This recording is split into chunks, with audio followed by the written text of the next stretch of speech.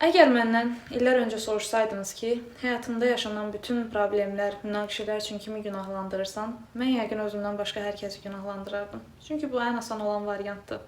Amma bu gün daha dərindən fikirləşdikdə görürəm ki, bu yaşadığım hər şeyi mən yaratmışam. Bütün münaqişələri, bütün problemləri və s. hər şeyi. Və bunu bilirsiniz necə yaratmışam? Şuuraltımla, şuuraltı proqramlarımla. Və bunları nə zaman ki ignor edirəm, nə zaman görməzdən gəlməyə çalışıram, onlar daim artaraq mənə geri dönürlər. Burada isə əsas alınmalı dərs odur ki, mən onları görüm və dərk edeyim. Eynən bu hər kəsdə belədir. Yaşadığımız bütün problemləri yaradan biz özümüzük.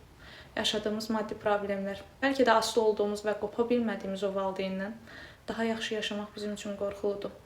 Və şuuraltımız bu qorxunu yenməmək üçün, onun üstünə getməmək üçün daim daha aşağı variantlar seçir.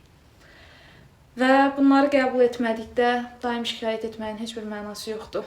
Çünki həyat oyunu çox sadədir. Sadəcə görmək və qəbul etmək.